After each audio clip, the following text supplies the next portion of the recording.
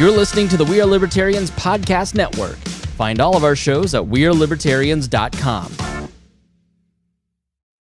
You know what's smart? Enjoying a fresh gourmet meal at home that you didn't have to cook. Meet Factor, your loophole in the laws of mealtime. Chef-crafted meals delivered with a tap, ready in just 2 minutes. You know what's even smarter? Treating yourself without cheating your goals. Factor is dietitian approved, chef prepared, and you plated. Pretty smart, huh? Refresh your routine and eat smart with Factor. Learn more at factormeals.com. Good morning, Rise and Freedom. I'm Austin Peterson. You're watching and listening to the Wake Up America show at wakeupamericashow.com. Hope that you had a nice weekend, holiday weekend. Welcome back. I was thinking over the weekend about Dolly Madison when she made the American flag. People were probably saying, well, what should we do? What should the flag look like? I can imagine Dolly Madison asking John Adams and George Washington and all those guys, well, how should I do the stars on the flag? And I can really see George Washington just responding back saying, just spangle them bitches. We got caps to pop and bodies to drop. Welcome to the Wake Up America show. My next guest is the man that they named the Stars and Stripes after. He is Spangle. Joining us now, Chris Spangle on the show. He's the host of the Chris Spangle Show himself. He's joining us now. Good morning, Chris. Nice to see you, brother. Austin, it's great to be with you. And, your history is more accurate than the New York Times. What can I say? I'm really proud of you. How's that for just making up an intro on the fly right there? Chris? Well, I've got a baby due. My wife has a baby due in like 2 weeks. I've just did 2 minutes of work. She's done all the hard work, but everyone wants us to name this child Star, and it's not going to happen, but it's a good thought. Well, how about Apple? Or you could pull a page out of Penn Jillette's playbook and call him Moxie Crime Fighter. There's been a lot of bad suggestions, like McKinsley, other names. That sounds like somebody who would enjoy pumpkin spice and Uggs. Just dressing our baby in beige with flat-brimmed hats, posting them on Instagram. Chris, we're grateful to have you here. I hope that you had a nice holiday weekend. Looking forward to the birth of your child. Congratulations, by the way, on being a dad. Tell us, Chris, you're somebody who I've known for a long time, going way back. I think my very first job in the Libertarian Party in 2008, you and I had conversations. We spoke on the phone when you were in Indianapolis and I was in D.C. So we've been in this fight for a long time.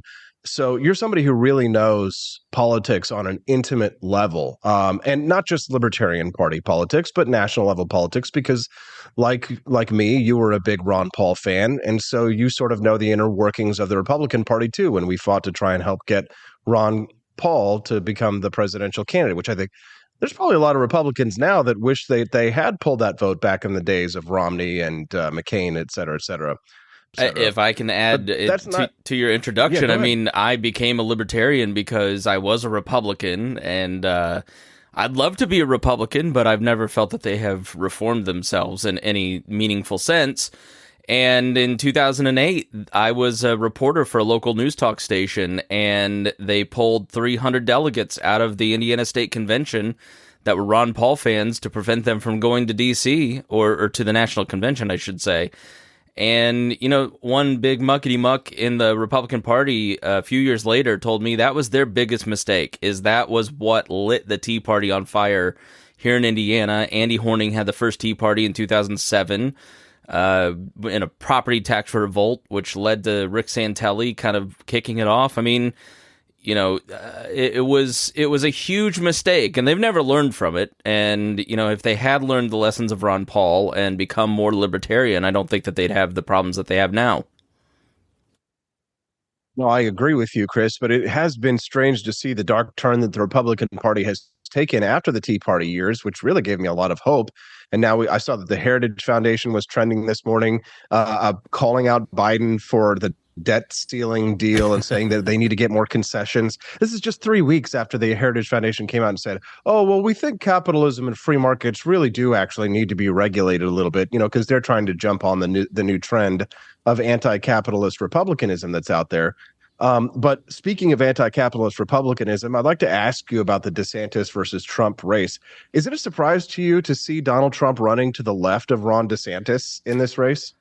No. I knew. I mean, I was always very critical and took a lot of crap, even though I'm completely right. In 2020, saying that Donald Trump is completely responsible for the lockdowns and 2 stimulus packages. And wrote the third and negotiated. You can Google this article. Donald Trump was critical of the 3rd stimulus package when he was president because Nancy Pelosi didn't make it big enough.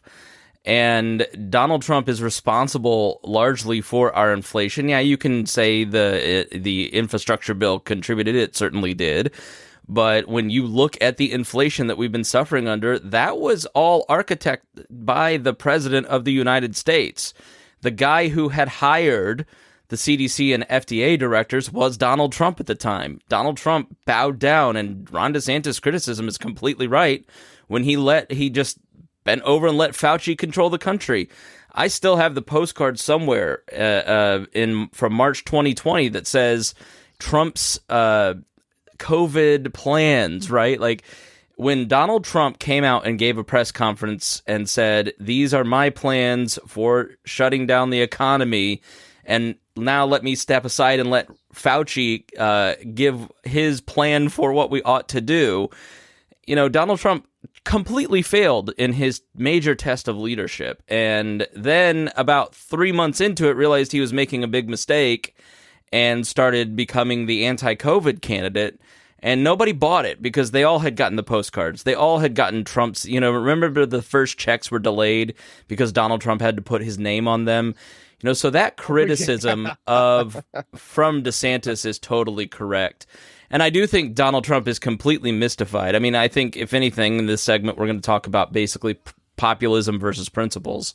And I think a lot of the populists over the last 5 years have tried to retrofit principles, the First Things guys and Sohrab Ahmari and a lot of libertarians are doing this. They're flirting with Robert Kennedy Jr., who would put the Koch brothers in jail. But it's all under the guise of principle. The populist wing of the Libertarian and Republican parties try to retrofit principles, but they've really lost sight of it. I know you have taken heat for the non-aggression principle, but I think libertarians in the movement have kind of lost sight of the NAP as sort of a baseline for things, which is why we all looked at the COVID restrictions and said, this is completely against our principles. We're all against this.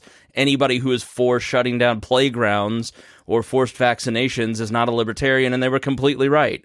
If you're restricting the freedom of movement, you're not a libertarian. Like, I know the circumstances are tough, but the government doesn't have that right. Why don't they have that right? Because they were initiating force against people's free conscience.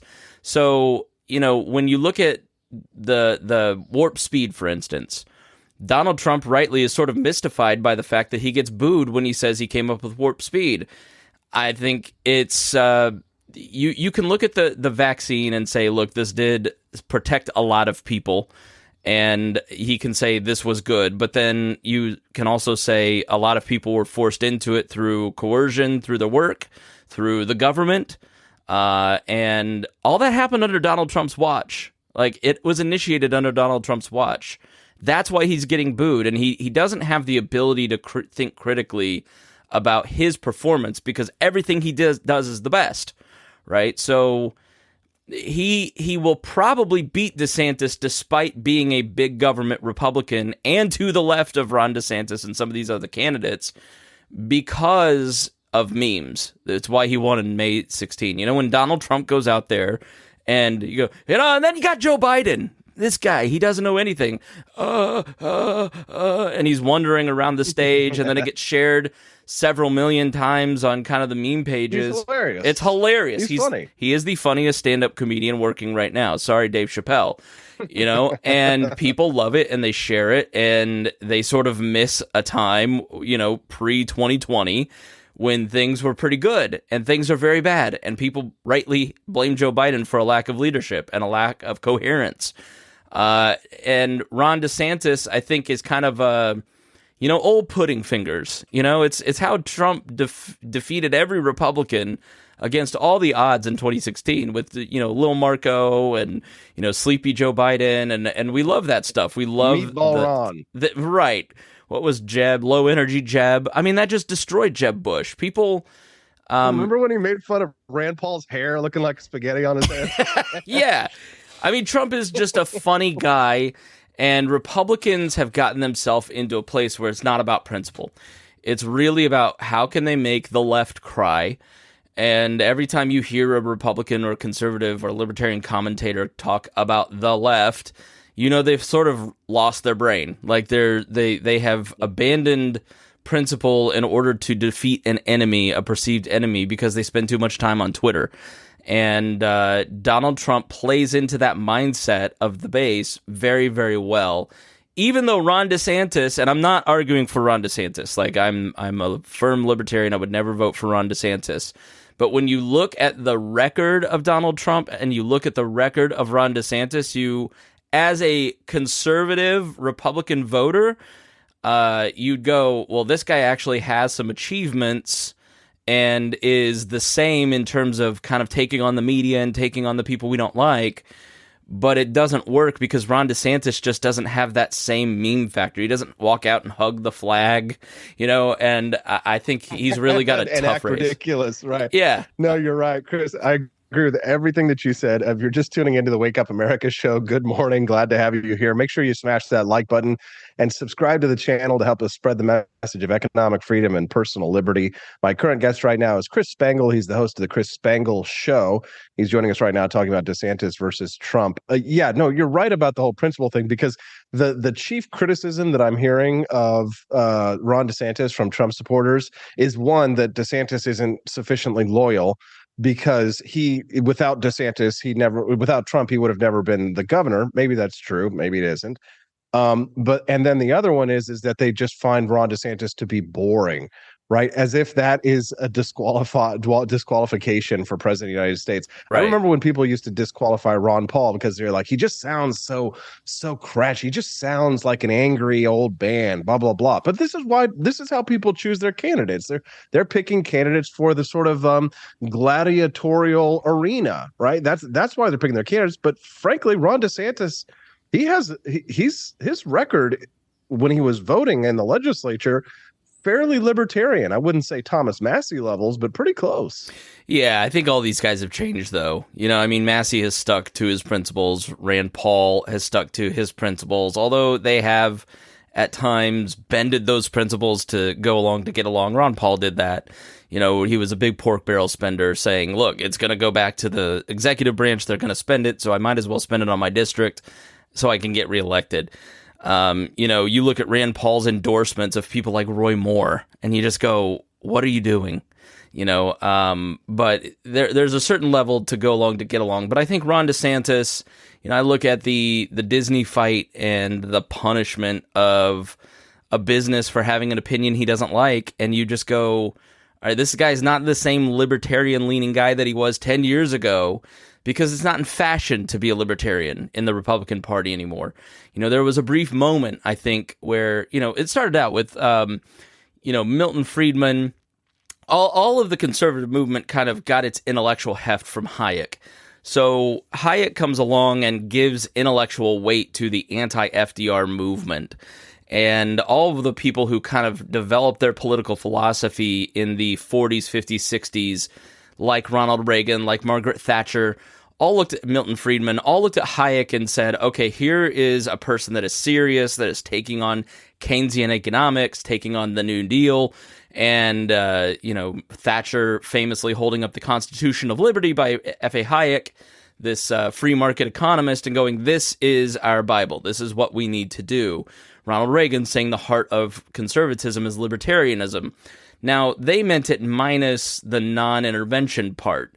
It's really Ron Paul and the paleoconservative wing that interjected that piece to it. And now that has become the predominant piece. I mean, you look at people like Dave Smith and Scott Horton promoting Robert Kennedy Jr., who would who said on video, I'd put the Koch brothers in jail for disagreeing with me on climate change, which is the exact same mentality as locking somebody up for disagreeing on vaccines.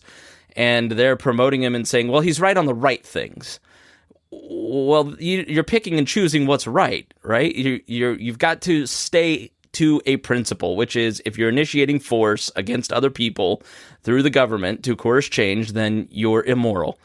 And so we've kind of unmoored ourselves in the libertarian and conservative movements from basic libertarian principles because of fashion. People want to wear the right fashion. Yes. They want to look good on Twitter, and they are willing. True. I will never forget. Chris, going to CPAC in like 2010 at the height of the Tea Party and seeing normies wearing Rand Paul shirts, and just thinking to myself, "Oh my God! Like this is it. This is how you win." But I mean, you could tell that they, this was before the word NPCs was out there. But I mean, you could tell they were all just NPCs, but they were just wearing the Rand Paul shirts because they wanted to fit in. Few people were as disliked as you, AP. I mean, how did you and I, pro-life, former Republican, Glenn Beck libertarians, end up on the left wing of the Libertarian Party somehow, and then like the drop off from you and me on the left wing is down to like, legitimate socialist libertarians, and that's only happened in like the last 3 or 4 years. But it's just it's because people are looking at it through fashion. They look at Chris Spangle, they look at Austin Peterson, and they go, well, because these people are not populist, because these people look at things from a more pragmatic view and aren't totally sold on things like the Mises Caucus being an effective organization, they must be leftists. That's why I've never liked Michael Heiss, because he has actively tried to say that we are libertarians and the whole brand is left.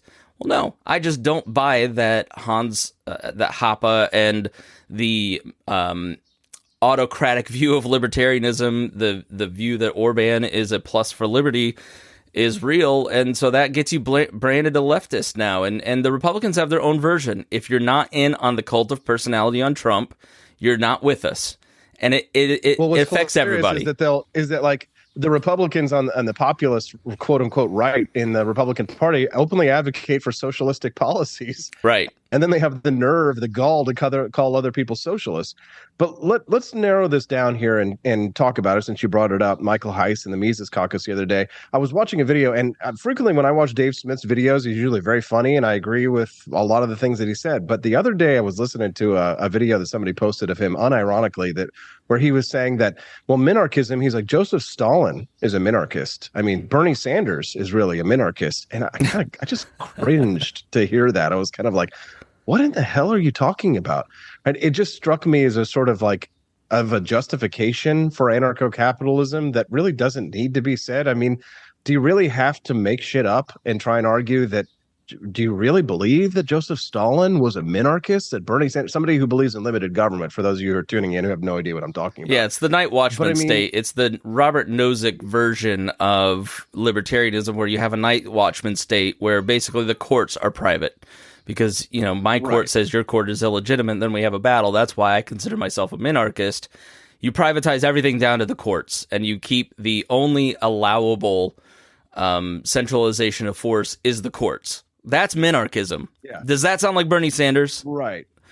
No, it doesn't, and it's a little ridiculous. I mean, it's the first time that I've ever heard Dave say something that was kind of a head scratcher to me. But I think they're really what it looks as if it is. Now you've criticized the Pope, AP. They're going to tell him you. Twitter's going to tell him, and then you're going to be called to the principal's office. Do you remember? You probably remember like 10 years ago or something like that when I criticized Ron Paul a little bit, and there was a huge backlash. Yeah. This massive. Well, you were stupid about the non-aggression principle, but we all forgave you, man. Sure. Thoughts on post-libertarian Pete Quinones, says Quest Fanning. I don't really know anything about Pete Quinones, but I just want to get your take on the possibility of Dave Smith for president. I mean, like, everybody says he's going to be the LP guy. I know there's a bunch of other people running. I've got a guy coming in tomorrow, Mike Termott, who's coming in. He's a libertarian presidential candidate. He actually sounds fairly impressive. But I mean, how are you feeling about the post-AP LP? I mean, listen, I'll caveat this that I had to do homework because I just don't follow the Libertarian Party anymore, not like I used to. I consider myself a small L libertarian. I don't really view politics as a mean for change. I had an experience here producing a podcast over the last 4 years where I've gone to basically interview the elite of our city, the movers and shakers of politics, civil society, business. None of them have any awareness of the Libertarian Party of Indiana, which is one of the strongest affiliates, or how it works. It doesn't really make a huge impact. And that kind of unmoored me from it's a great social club. I love all the people in the Libertarian Party that I've met over the years. I think it's a fun exercise. But I will say, when you look at the opportunity that the Libertarian Party has in 2024 is tremendous, and they're going to completely screw it up. I mean, there's always a bump in membership and revenue after a presidential election. We saw a little bit of that, but it was blunted. And now we're just seeing the floor fall out from under the Mises leadership and the leadership of Angela McArdle. Membership is dropping. They're trying to put a positive spin on it, but you've got people like Reed Coverdale, I think his name is. I saw a tweet from him. This is a guy that was all sold on this movement and a part of it. And he's like, we're allowing these pro-war, pro-Russian speakers. We're doing these things. Like, what are we doing? They're saying, they sound like me in 2018 going, this direction's not good and it's not going to work. You've been around and you've run for president in the LP. At this point in a year out from the convention, you've always got guys like Mike Tiermont or Lars Mapstead or Joshua Rodriguez, people that you've kind of not heard of. Larry Sharp had a debate and had some of these folks in. You always sort of listen to them, but they're not. Maybe they'll gain momentum, but they're not. I've seen that Jacob Hornberger's running. He was a Mises caucus favorite. Did not get it done last time, but maybe this time. Chase Oliver's running. I don't know if he's declared aligned with the Classical Liberty Caucus, which is sort of the orthodox libertarian classical. That they're a little more aligned with maybe the Libertarian Party that you and I knew back in the day, although less radical, I think. So, Chase is running. Chase and Jacob at this point of the declared candidates would kind of be the race. But I saw Spike Cohen say on Twitter yesterday he hasn't ruled anything out. I think if he ran for president, Spike would probably beat everybody, because Spike is a guy that everybody likes. Everybody gets along with. There's always fringe people who hate him. Oh, he was aligned with Vermin Supreme, screw him. Or, he's aligned with the Mises Caucus, screw him. But, you can't look at what Spike is doing and the work that Spike is doing and go, that guy's all in for libertarian causes. He's making change. He's building a huge network through You Are the Power across the country that he could turn on as delegates. I don't know that Dave Smith is doing that work. Dave Smith is on Joe Rogan and is a popular mouthpiece. But when you want to win a convention, you've got to have delegates. Justin Amash has always talked about it. I don't think Justin Amash would run. I think Dave, Spike, Justin, people who are going to spend serious time and have a serious shot, they have to look at it and go, can I win president? Can I make a difference? And you have to look at a national party that has divided itself. Oregon a few years ago divided into two parties. It lasted for almost a decade before it was finally resolved. That's happening in half a dozen to a dozen state parties across the country between Mises aligned and the organization that was there before. And ballot access is nowhere in the discussion. I mean, Angela McArdle is saying ballot access is not our focus. Well, you can't effectively run for president like Austin. Would you actually run for president again if you knew you were only going to be on like 40 ballots? Would you waste your time?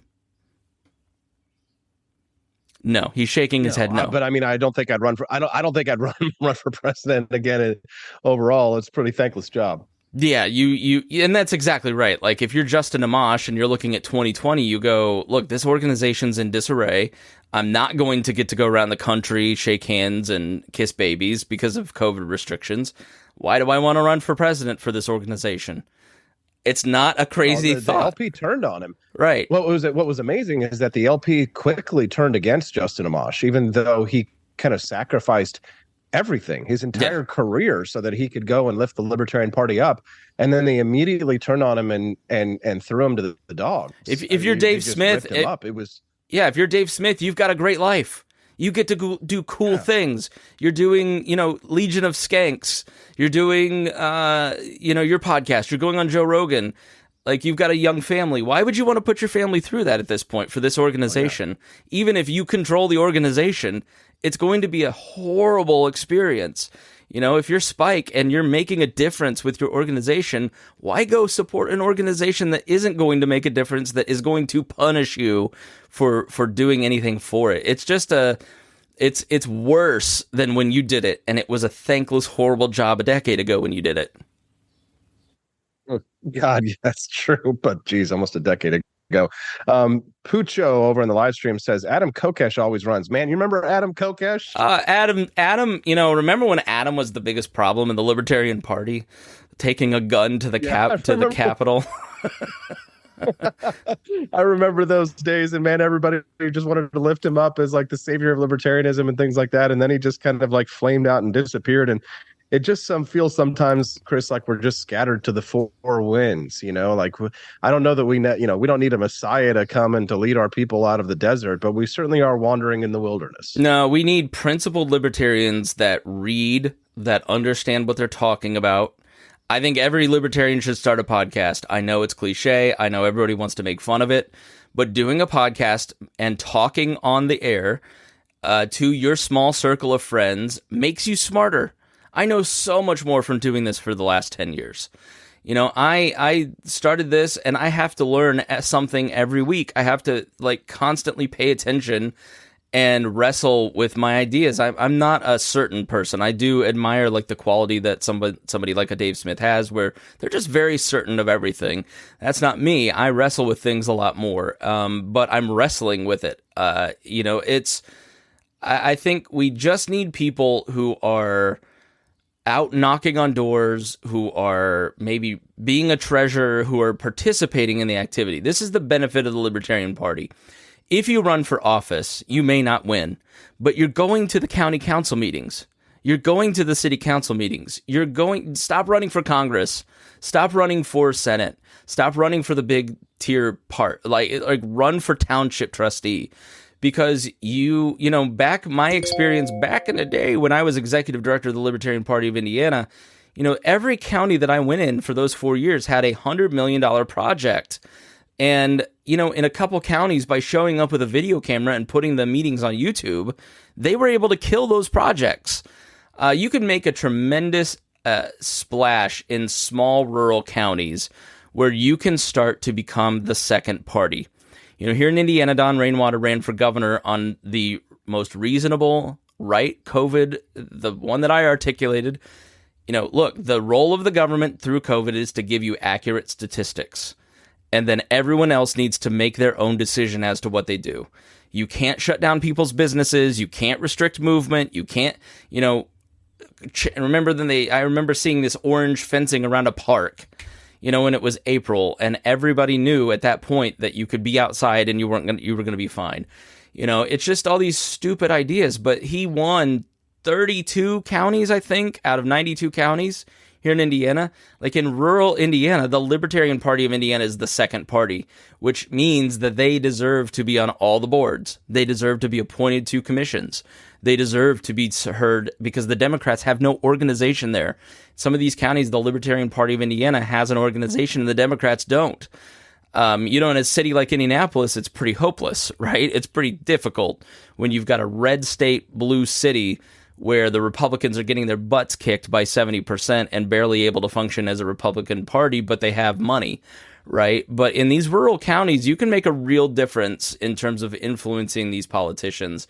And that's where the crazy populist Republicans are that are going to be seduced by the common good conservatism or the Orban style of politics. It's already happening. And principled libertarians that know what they're talking about can save these politicians from just becoming a bigger government version of Republican politics. Chris, I know you're a busy man and you've got a family, and it's been exciting to watch you you build up your life and things like that on the margins. As I see on social media, you posting about your lovely wife and your family, and I'm really happy for you that you found that happiness, Chris. And thanks for being so generous with your time with us this morning, because people really do get excited when you're going to be on the show because you have tremendous insight, and I respect you greatly. I'd like to give you the opportunity right now before I let you go to share anything that you'd like to let the listeners know. Well, likewise to you. Love watching you and your beautiful wife build compounds and do all kinds of cool content. So likewise to you. Yeah, please check me out, chris-spangle.com. You can find all my projects there. Chris Spangle Show on the We Are Libertarians podcast network. We've got a bunch of different podcasts that you can check out. Just type in We Are Libertarians and you'll find all our shows. There you go. That's Chris Spangle. Type in We Are Libertarians. You can find his shows. He's the host of the Chris Spangle Show. Chris, come back and see us soon, and congratulations on your upcoming child. Anytime, AP. This podcast was produced and edited by Chris Spangle and Leaders and Legends, LLC. If you're interested in starting a podcast or taking yours to the next level, please contact us at leadersandlegends.net.